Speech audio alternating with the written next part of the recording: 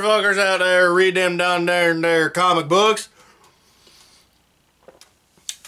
How y'all hanging? To my subscribers from the south of the United States, I'm not sorry.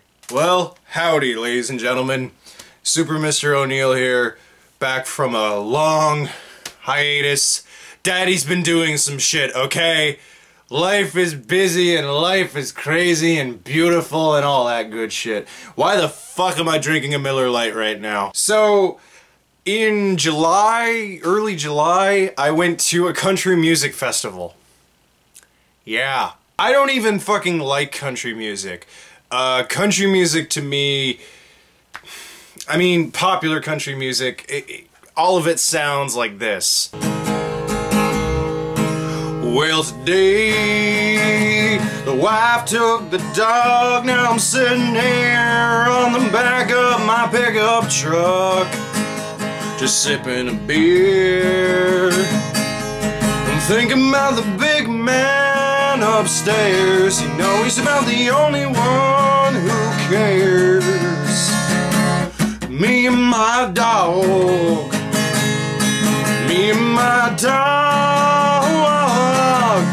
I'm out of key right now, but you get the fucking idea. Country music sounds the goddamn same.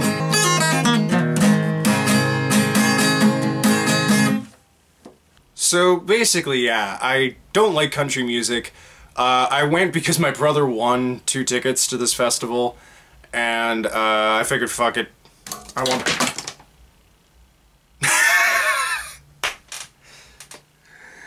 You fucked around. So basically, yeah, I just don't like country music. The only reason why I went is because my brother won 2 tickets, and I just wanted a trip, really. And so I went. The first headliner was this guy named Eric Church.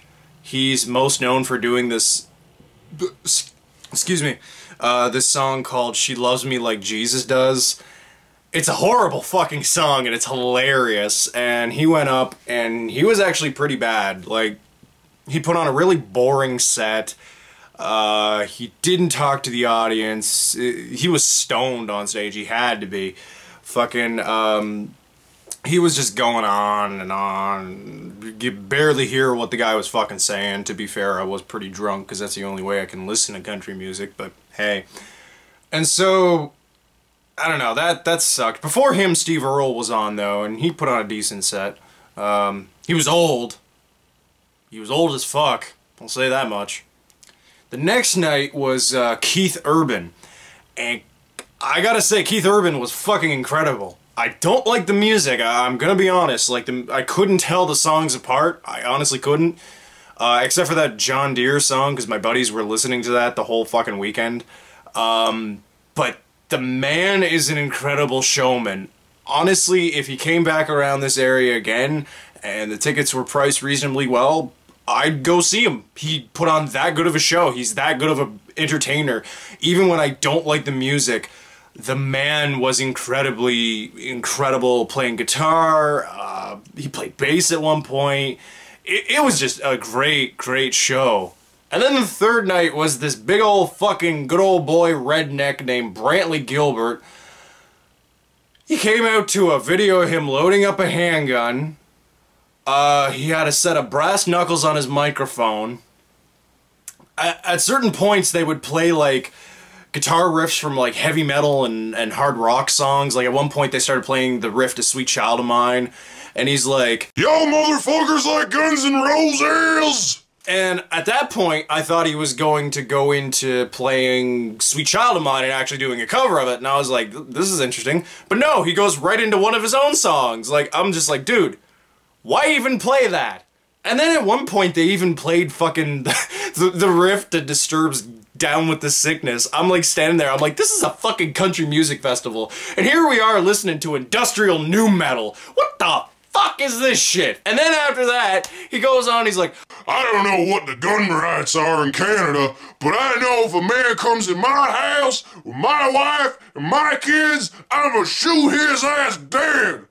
This song's called Read My Fucking Rights. Thank God I have a beer in hand. But, you know, hey, at least I can say I experienced a country music festival. Above all else, a lot of cute girls there, I suppose. So, of course, I had to go to a comic store. I had to. At one point, we were in downtown Charlottetown. The festival was in PEI, by the way. And, you know, I said to my friends, I was like, look, we've been here all weekend. You know I don't like country music. I'm going to a fucking comic store, and you're not stopping me. I don't care what the fuck you guys are doing. I'm going here. I'll take however long I take. Let's just do it. So, I went to the Comic Hunter in Charlottetown.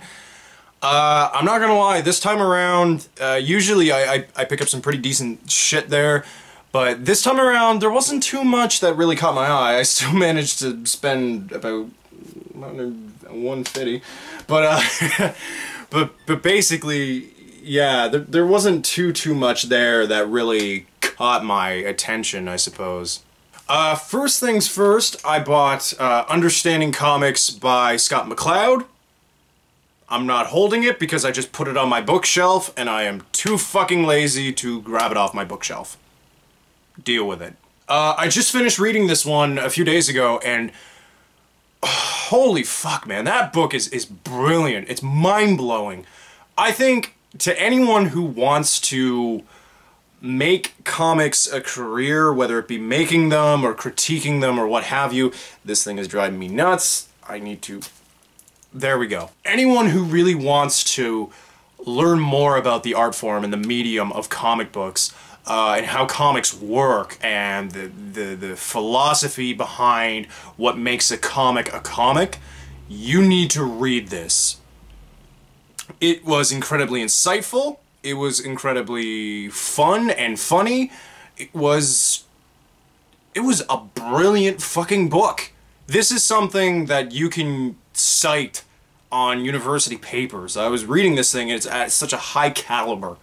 I really want to read, after this, I want to read the other books in his comics trilogy, Reinventing Comics, which is really controversial. That was the sequel to it.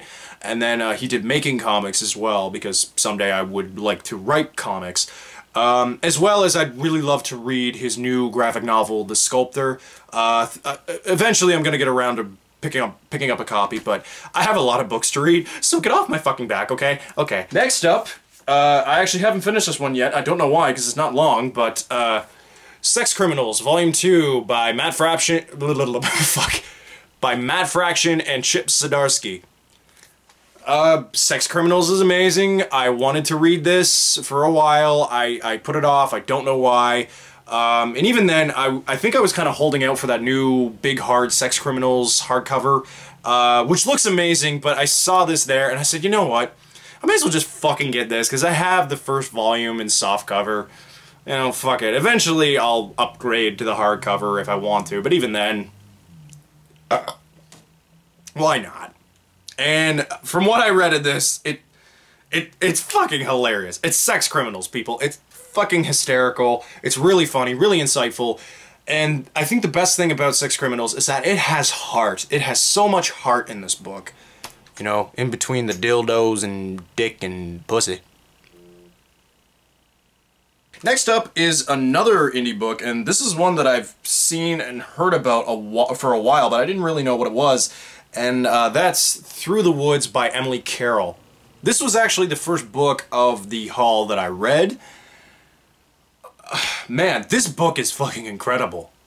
Essentially, it's a grouping of short stories, horror short stories, that have a lot of folkloric kind of aesthetic going on with them. They're all written and drawn and lettered and everything by this woman, Emily Carroll, who is Canadian, which is awesome. And basically, Through the Woods, I believe it was a webcomic first, and then they compiled it in this. And man, this book is just so good. There's nothing story-wise that ties the short stories together. I'm trying to remember how many there were. There's 5 stories, as well as an introduction and a conclusion story. And what ties these together is the folkloric fairy tale kind of vibe that you get. And also the fact, too, that a lot of what goes bump in the night in these stories comes from Through the Woods. And I love it. I love the artwork, the coloring, the panel layouts. This is incredibly inventive storytelling. Emily Carroll is a name that is now on my radar. I want to read more of what she does. Buy this book. It's very, very good. Next up, we have Suburban Glamour by Jamie McKelvey with color art by Matthew Wilson, who usually colors McKelvey's work anyway. I don't really know much about this other than it is an urban fantasy, which McKelvey and Gillen are known for doing ad nauseum, and they do it the best. And I just love Jamie McKelvey's art. I love The Wicked and Divine. I'm wearing my Lucifer Died for Our Sins t-shirt as we speak, and I just had to have it. I saw it there. It's cheap. It's really small. It's only like 4 issues, I think. It's a miniseries. I don't know anything about it, but I can't wait to read it. Next up is Volume 1 of Witches. It's pronounced Witches, I know. Witches by Scott Snyder, Jacques, Matt Hollingsworth, and who are the lettering's done by Clem Robbins. Ooh, David Brothers does the editing on this book. You know, fucking Snyder is an incredible writer. The man does wonders. And I really wanted to read this when it came out, but I pull a lot of books. So some books I trade weight, some I, get in issues. And I'm really excited to dive into this. It looks really, really fucked up and creepy, which I wouldn't expect anything less. Next up is the first hardcover to Greg Rucka's Stumptown. The art in this is done by Matthew Southworth. It's this young woman who is a private investigator in Portland, Oregon, and it's apparently really, really good. I don't know much about it other than it's a PI story, which I like, and Greg Rucka is an amazing writer. I really can't wait to dive into this. Really, really excited. And the final book that I got while I was in PEI is this new 10th anniversary hardcover of Jonathan Hickman's The Nightly News. Hickman is a writer that I greatly appreciate and respect. His work at Marvel is fantastic. His creator-owned stuff, I think, is equally as good. His designing work is fucking phenomenal. The man writes, he does designs, and in this book he does the illustrations, which is all done in this very infographic kind of design choice. It's really, really weird. I don't really know much about this other than it's like kind of a conspiracy media indoctrination kind of story, which I eat up. So I'm really excited to dig into this, and this hardcover is just really, really, really, really nice. They had the soft cover there as well, but I had to go with this. It was just that much nicer. Okay, so that's all that I got from PEI. That said, I still got other things because, well, fuck it. May as well spend money because, I got nothing else better to do with my time. So first up, right before I left to go to PEI, a friend of mine who's down here doing some research through the university, who lives up in Halifax actually, went over to Halifax for Canada Day weekend, called me up, went to Strange Adventures for some deals, and there's a book that I knew that was there that I really wanted. And I asked him if he could pick it up for me, and he's like, yo man, it's still here. Do you want it? Because, it's on for a good deal. And I said, fuck it, give me it. That book is the new X-Men Omnibus by Grant Morrison, Frank Whiteley, and a fuck ton of other artists, because Frank Whiteley cannot keep up with deadlines. I'm gonna be honest, I don't like the X-Men. I think I said it before, but I'm not really an X-Men guy. The mutants just don't do it for me. That said, I still really want to read this because Grant Morrison's my favorite writer, Frank Quitely's my favorite artist. I don't know who else does the art in this, but let me look it up here. Okay, some of the other artists in here are Igor Korty. I never heard of him before. Ethan Van Sciver, Lineal Francis Yu, Tom Derenick, Phil Jimenez, John Paul Leone, who's really good, Karen Grant, I don't know, Chris Boccolo, and Mark Silvestri. So, I mean, there is some decent artists in there. There's some, you know, mediocre ones, but I'm really excited to read this. I've heard nothing but amazing things about it. Well, depending on which X-Men fan you ask, because X-Men fans are kind of like fundamentalist, religious people, you know. A lot of X-Men fans can fucking brush off this air of superiority and shit and can be kind of scary at some points. I got no problem if you're an X-Men fan, you know, you do you, boo-boo. Next up is another omnibus. These are all omnibuses, by the way. Marvel Omnibus edition. Omnibay. Oh my god, I love the Omnibay. It's me and my Omnibay. Shoutouts to Michael for giving me that word. God help us all. But this book I actually just got in today, and you can tell it's still in the wrap and everything. And it's volume 2 of Jonathan Hickman's run on the Fantastic Four. I got the first volume, actually. I didn't show it off, but I got it for Christmas, just this past Christmas. I finished it not too long ago, and I loved it, and I was like, fuck, now I gotta get volume 2. So I just got it. I traded in the Alias Omnibus, which I actually really didn't like, and I was working on a review for it, but the review got kind of jumbled, but eventually I think I might do it if people really want me to do it. This shit is just... Oh man, this is so good. So yeah, just got this today. Really excited. Yeah, can't wait to... I think I might actually start reading this, although I'm reading the Daredevil Omnibus right now, but I think I might interchange. This one isn't too long of an omnibus anyway. It's not too big, so... Yeah. This book that I got last, I actually just got today as well.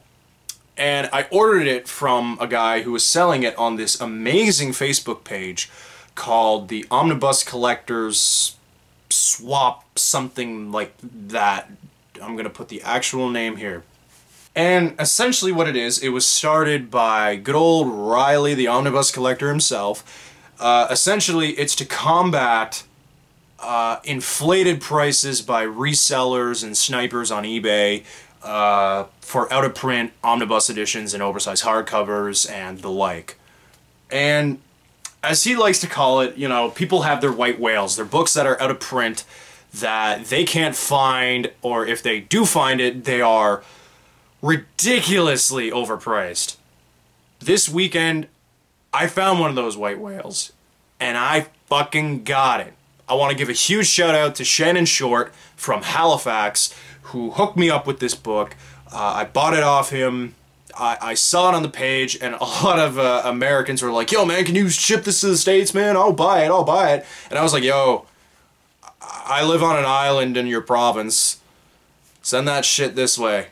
And I got it. And I just got... It's funny because I just paid for it yesterday, and I just got it today. That is amazing. So without further ado... Oh, daddy.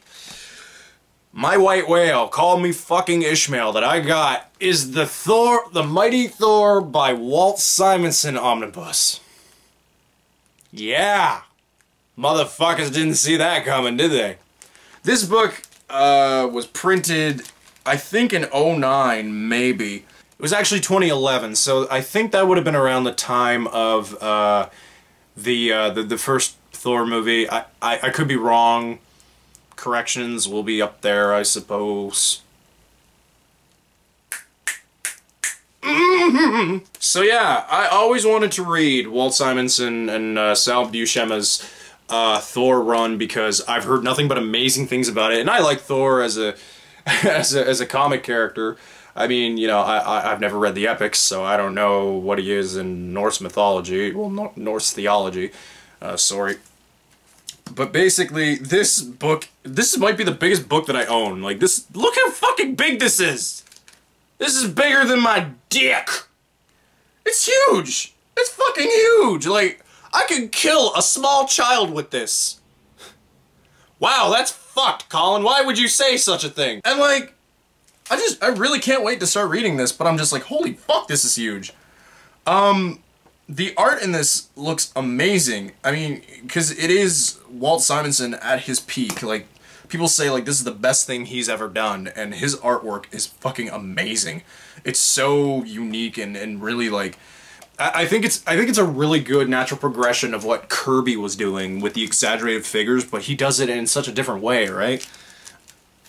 And the best thing about getting this omnibus is that this is in good fucking shape. This is in really excellent condition. The buddy took really good care of this. Like, this book on eBay costs probably double or triple of what I paid, and man, this is a really, really good find for me. So, without further ado, that's everything that I got. I hope you enjoyed this video. And if you want to get awesome books like The Mighty Thor by Walt Simonson, please join our Facebook page, the Omnibus Collectors Swap Community page thing. I'm sorry, I keep forgetting the name. Riley actually made me an admin. I'm one of the admins on the page, which I'm incredibly honored and flattered by.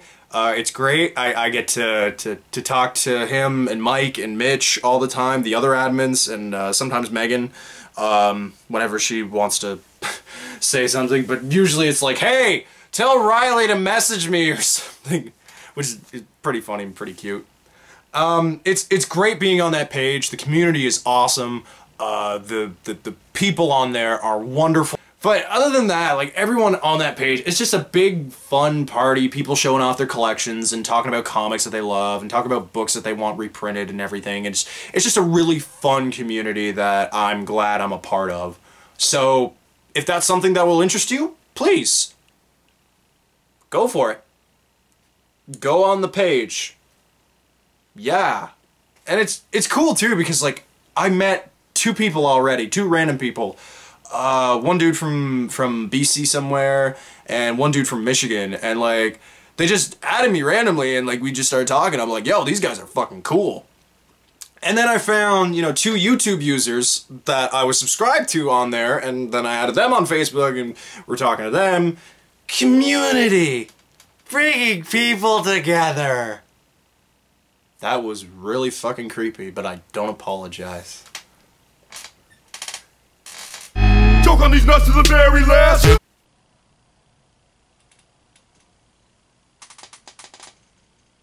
Oh, hey there again. It's me. Just one more thing. The video's not over. I had better beer, and the day after I filmed the first half of the video, I got another book. Because again, I spend money to stop thinking about emotions. But I'm happy because I have a shitty bank account anyway. So basically, this next book, it's another omnibus that I bought. I actually ordered it back in May. I was told by Riley that he thought there would be a few more books going into Amazon. They would get like a few last ones or something along those lines, but either way. And it said that the book would ship. It said that the book would actually ship and you could buy it via Amazon and not, you know, resellers through Amazon. And so I waited and I waited and I waited, and the ship date, which was like sometime in July, like it said July 1st through like the end of it, and alas, no book, because the book is now pretty much freshly out of print. And so I said, well, I'm not getting it through Amazon. I better try to find it from a different place if I actually want to get it. And so I was scrolling through the net, and I searched up the book. I went to Indigo Chapters website. For those unaware, basically American. That was an unintentional joke. I will not apologize. So when I'm done pissing off Americans, Indigo and Chapters, they're essentially, it's essentially a corporation in Canada. They're like Barnes & Noble. They sell books, they also sell a lot of, you know, knickknacks and stuff like that. And it's a pretty cool place. You can find decent books there, and for comics, it's okay. I mean, the prices aren't competitive with Amazon or anything like that, but it's a decent corporation. Hell, I even worked for them 1 year, so there you go. But I looked it up on Indigo's website. I looked up this particular book, and you couldn't order it online. And I said, you know what, I'm gonna check, see if any stores near me have it. Maybe some in my province do, and sure enough, there was one in a store in Dartmouth that I'm actually pretty familiar with. And it just so happened that my parents were coming back from the Dominican Republic, and they were landing at the Halifax airport, and they were gonna do some shopping at Costco anyway. That's how you know we're from fucking Cape Breton. We gotta go to fucking Costco before we come home. And so I told them, I messaged them up right quick. I said, look, this store specifically has this one book that I need. It's out of print. There's one copy left. Go in, get it. I'll pay you back when I get paid. And they said, okay. That book is the Annihilation Omnibus.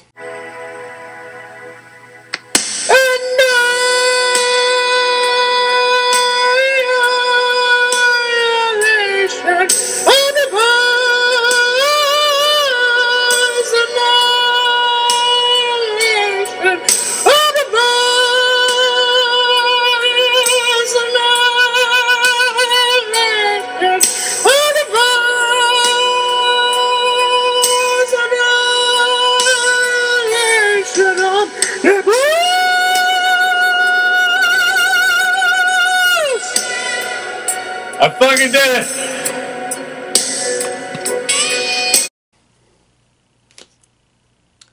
Where do I begin? Annihilation is pretty much the big cosmic Marvel event. I have so many people who tell me that this is their favorite Marvel event.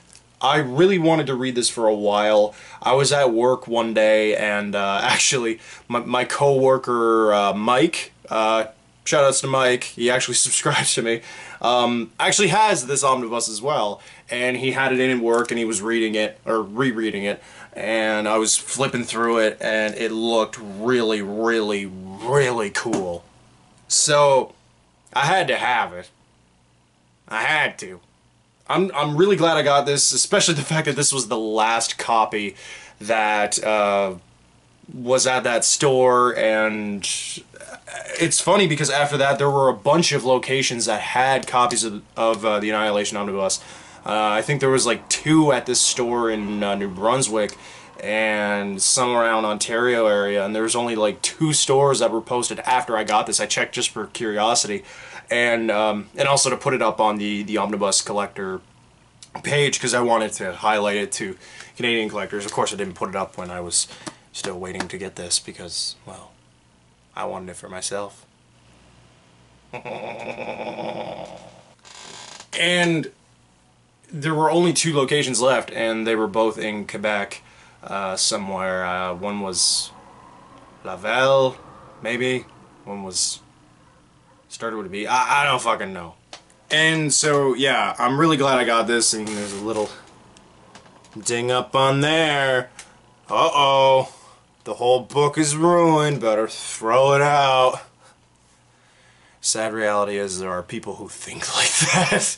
And so, yeah, I'm incredibly glad I got this. It's awesome, and my bank account fucking hates me. So, yeah, that's about it. I would like to thank you all for watching. Read good comics.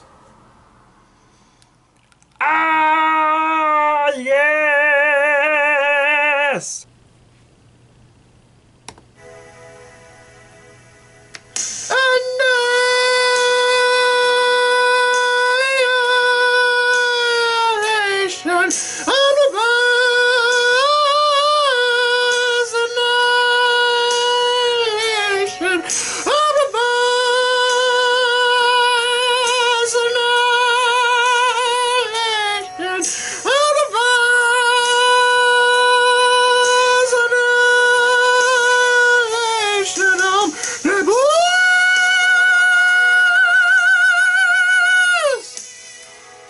I fucking did it!